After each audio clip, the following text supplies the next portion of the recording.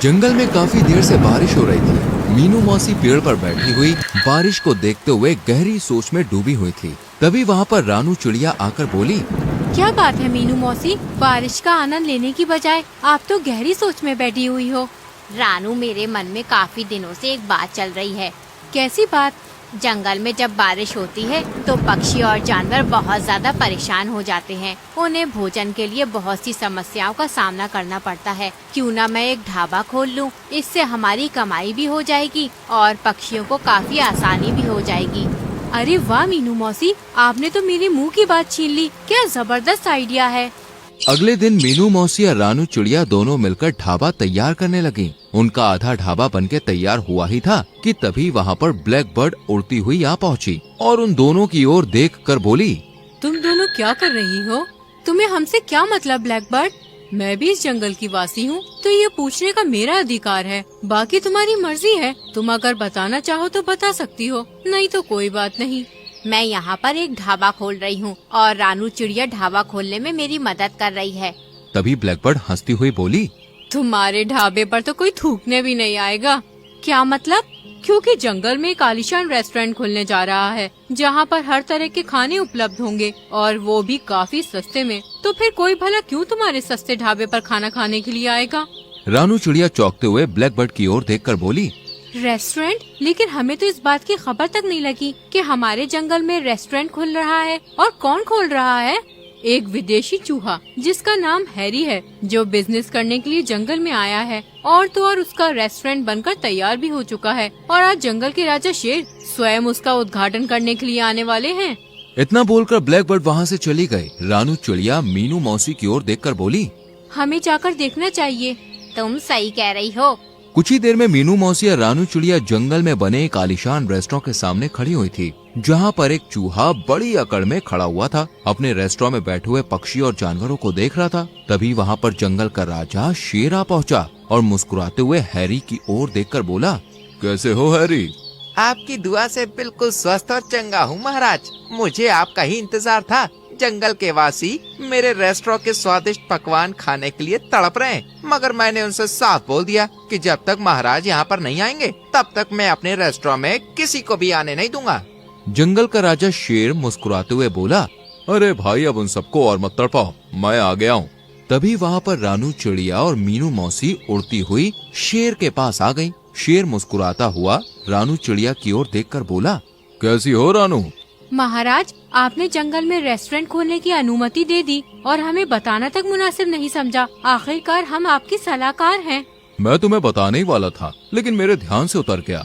शेर हैरी चूहे की ओर देखकर बोला, हैरी, इन दोनों को ठीक से पहचान लो। ये मीनू और रानू है। ये दोनों मेरी सलाहकार हैं, इसलिए अपने रेस्टोरेंट में इन दोनों का खास ख्याल रखना।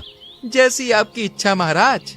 शेर राजा कुछ देर बाद वहाँ से चला गया और हैरी सभी को भोजन देने में व्यस्त हो गया। रानू चिड़िया मीनू मौसी से बोली, ये तो बहुत ही ज्यादा गलत हो रहा है मीनू मौसी। ढाबा खोलने की आप बोल रही थी, मगर यहाँ तो रेस्टोरेंट खुल गया। कोई बात नहीं रानू, ये रेस्टोरेंट बड़ा है और मैं तो सिर्फ एक मामूली सी ढाबा खोलने की कह रही थी। और वैसे भी ईश्वर हर किसी को उसके नसीब का देता है। हम ढाबा फिर भी खोलेंगे। हमारे नसीब में जितना होगा उतना मिलेगा। और फिर मत भूलो, मैं ढाबा अपने जंगल के प्राणियों की मदद करने के लिए खोल रही थी। आप बिल्कुल सही कह रही हैं मीनू मौसी। चलिए हम अपने ढाबे की ओर चलते हैं, जो कि आधा बनकर तैयार हो चुका है।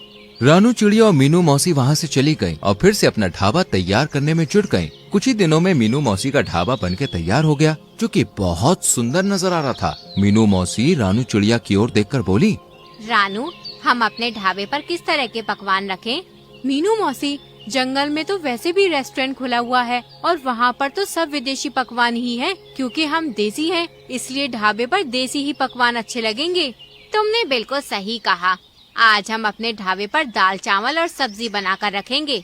मीनू मौसी और रानू चिड़िया खाना बनाने में जुट गयी। कुछ ही देर में खाना बनकर तैयार हो गया। मीनू मौसी और रानू चिड़िया ने अपने ढाबे में बने हुए खानों की रेट लिस्ट ढाबे के बाहर चिपका दी और वो ग्राहकों का इंतजार करने लगी। इधर हैरी अपने रेस्टोरेंट में कुर्सी पर आराम से बैठा हुआ था कि तभी एक कबूतर आकर हैरी से बोला, जब तुम्हारा नया नया रेस्टोरेंट खुला था तब तुम्हारे खाने में स्वाद अलग था, लेकिन अब तुम्हारे खाने में वो स्वाद बिल्कुल भी नहीं है। ये सुनकर हैरी चूहा बुरी तरह से गुस्सा होकर बोला, क्या बकवास कर रहे हो तुम कबूतर? बिल्कुल सही कह रहा हूँ मैं। कल मैं अपने परिवार के साथ तुम्हारे रेस्टोरेंट में खाना खाने आया था। तुम्हारे खाने में बिल्कुल भी स्वाद नहीं था, और तो और तुम्हारा खाना खाने के बाद मेरा परिवार बीमार भी पड़ गया। अरे मुझे तो लगता है कि तुम अपने खाने में जरूर कुछ उल्टा सीधा मिला रहे हो। मैं अपने खाने में कुछ भी उल्टा सीधा नहीं मिला रहा मामूली कबूतर। सच ये है कि तुम गवार देसी पक्षियों को एक विदेशी रेस्टोरेंट मुफ्त में मिल गया है, इसलिए तुम्हें इसकी कदर नहीं है। आइंदा मेरे रेस्टोरेंट में घुसने की कोशिश मत करना, नहीं तो तुम्हें धक्के देकर बाहर निकाल दूंगा। तुम्हें ग्राहकों से बात करने की तमीज नहीं है। निकल यहाँ से, इससे पहले कि मैं अपनी बाकी बची कुची सारी तमीज भी भूल जाऊँ। मैं महाराज से तुम्हारी शिकायत करूँगा। अरे जा जा जा, काम कर काम कर। तेरा महाराज स्वयं यहाँ उद्घाटन करके गया है। कबूतर चुपचाप वहाँ से चला गया। वो उड़ते हुए अपने घर पर जा रहा था कि तभी उसकी नजर मीनू मौसी के ढाबे पर पड़ी। कबूतर उड़ते हुए मीनू मौसी के ढाबे के बाहर लगी हुई खाने की प्राइस लिस्ट को गौर से देखते हुए बोला, अरे इस ढाबे पर तो खाना बहुत ही सस्ता है।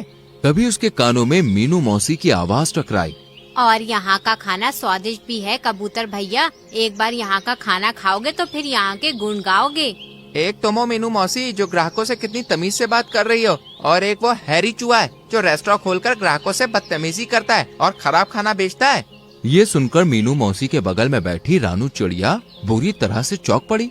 मैं तुम्हारी बात का मतलब नहीं समझी। कबूतर सारी घटना रानू चिड़िया को बताते हुए बोला, उस हैरी चूहे ने मुझे अपमानित करके अपने रेस्टोरेंट से बाहर निकाल दिया। ये तो बहुत ही गलत किया उसने। उसकी हिम्मत कैसे हुई तुमसे ऐसे बात करने की। उस हैरी चूहे को नहीं भूलना चाहिए कि वो इस जंगल का नहीं है बल्कि एक विदेशी है। चलो मेरे साथ।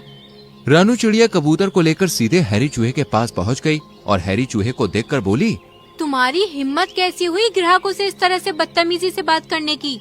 ये मेरे रेस्टोरेंट के खाने की बुराई कर रहा था और मेरे ऊपर आरोप भी लगा रहा था।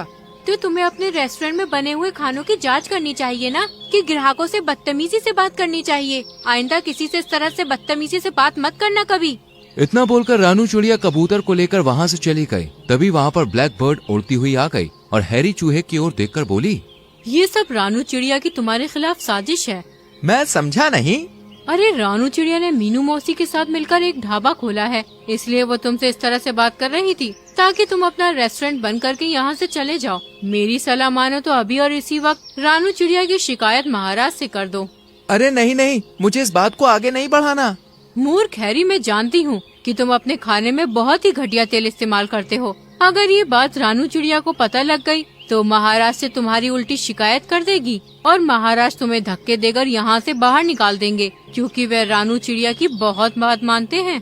ब्लैक बर्ड की बात सुनकर हैरी चूहा बुरी तरह से घबरा गया और बोला, ये बात तुम किसी को नहीं बताना कि मैं घटिया तेल इस्तेमाल करता हूँ। मुझे अपना दोस्त ही समझो।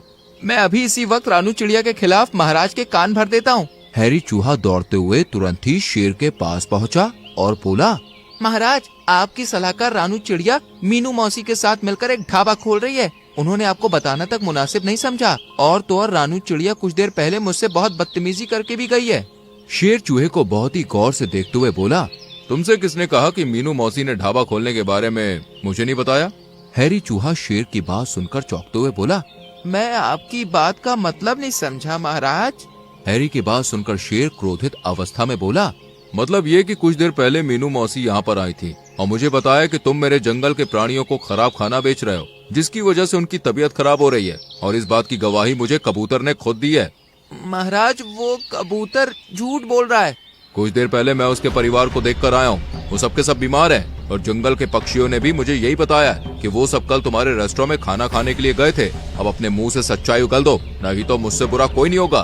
हैरी चूहा डरते हुए बोला, मुझे माफ कर दो महाराज, ये सच है कि मैं खाने में बहुत ही खराब और सस्ता घटिया तेल इस्तेमाल कर रहा था, और मैं रानू और मीनू के खिलाफ आपके कान नहीं भरना चाहता था, मगर मुझे ब्लैक बर्ड ने उकसाया। यहाँ से अपना रेस्टोरेंट लेके चले जाओ। हमें विदेशी लोग की और विदेशी रेस्टोरेंट की कोई आवश्यकता नहीं है। जब हमारे खुद के जंगल में हमारी मीनू मौसी ढाबे पर अच्छा खाना बना के तैयार कर सकती है, तो तुम्हारा कोई काम नहीं। हैरी चूहा मुंह लटकाकर वहाँ से चला गया। तभी वहाँ पर मीनू मौसी और रानू चिड़िया आ गई। रानू चिड़िया मीनू मौसी की ओर देख के बोली, आपको कैसे पता था मीनू मौसी कि हैरी चूहा मेरी शिकायत करने महाराज के पास आएगा? जब तुम गुस्से से कबूतर को हैरी चूहे के पास ले गई थी, तब मैंने खामोशी से तुम्हारा पीछा किया, और जब तुम हैरी चूहे से गुस्से से बात कर रही थी, तब मैंने देखा कि ब्लैकबर्ड तुम्हारी बात चुपके से बड़ी गौर से सुन रही थी। मैं समझ गई थी कि तुम्हारे जाने के बाद ब्लैकबर्ड हैरी चूहे को तुम्हारे खिलाफ जरूर भड़काएगी और उससे तुम्हारी शिकायत महाराज से करने को बोलेगी, और इससे पहले महाराज उसकी बातों में आकर तुम्हें गिरफ्तार करते। मैंने सारी हकीकत हैरी चूहे की यहाँ पहुँचने से पहले ही महाराज को बता दी थी। और हैरी चूहा अपने ही खेल में मात खा गया। उसे पता ही नहीं था कि ढाबा खोलने से पहले तुमने मुझसे इजाजत ली थी। तभी रानू चिड़िया मुस्कुराते हुए शेर से बोली, महाराज सच तो ये है कि मुझे भी नहीं पता था। मीनू मौसी रानू चिड़िया की ओर देखकर मुस्कुराते हुए बोली, तुम्हें तो पता होना चाहिए रानू चिड़िया कि मैं कोई भी काम महाराज से पूछे बगैर नहीं करती, तो फिर मैं ढाबा महाराज से पूछे बगैर कैसे खोल सकती थी। मीनू मौसी की बात सुनकर सभी हंसने लगे। कुछ दिन के बाद मीनू मौसी का ढाबा चलने लगा और हैरी चूहा अपने रेस्टोरेंट समेट कर वहाँ से भाग गया और ब्लैकबर्ड हमेशा की तरह मन महसूस कर रह गई। तो दोस्तों, कैसी लगी आपको हमारी ये कहानी? अगर कहानी अच्छी लगी हो तो वीडियो को लाइक कीजिएगा, चैनल को सब्सक्राइब कीजिएगा, और हाँ, कहानी अपने दोस्तों के साथ शेयर करना तो बिल्कुल मत भूलिएगा। मैं आपको मिलूंगी अगले वीडियो में किसी नई कहानी, नई सीख के साथ। तब तक के लिए बाय बाय।